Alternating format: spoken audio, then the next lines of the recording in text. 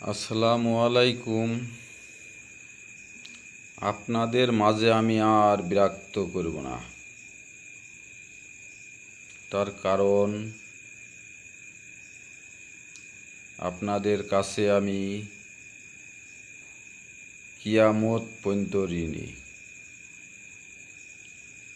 না, আপনারা আমার এরম অবস্থা করে রাখবেন কেন?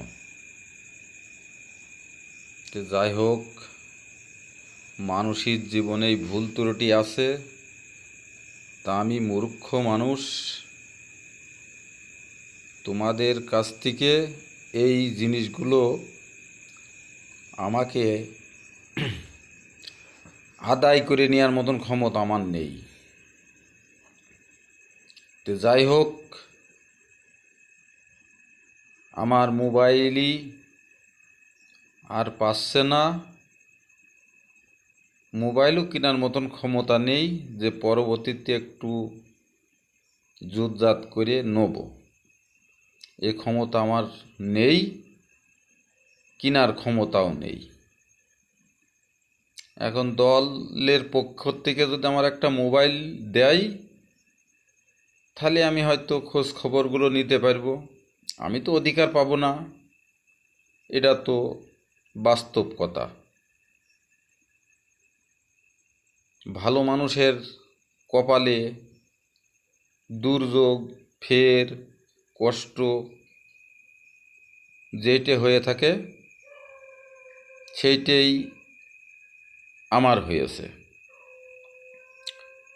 যাক, আমি আর বেশি কিছু কথা বলতে চাই না, তবে ইতিহাসের কথা কিছু আপনাদের মাঝে আজকে বলে দিই। মোবাইলই যখন নষ্ট হয়ে যাচ্ছে, মোবাইলে আর হচ্ছে না।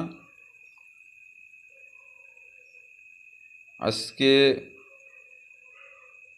আমরা বিএমপির দল করি, বিভিন্ন মানুষ বিভিন্ন কথাবার্তাগুলো এখন বলে আর কি। দেখেন, যেই আমার খালা শেখ হাসিনার সরকার ছিল, 17 বছর ধরে দেশ পরিচালনা করে কি করল? একটা মানুষের কথা বলার মতন অধিকার ছিল না। আমিও নির্যাতন হয়েছি, সেই দলের লোকই আমাকেও করেছে। তবে করলে পরেও আমি কারো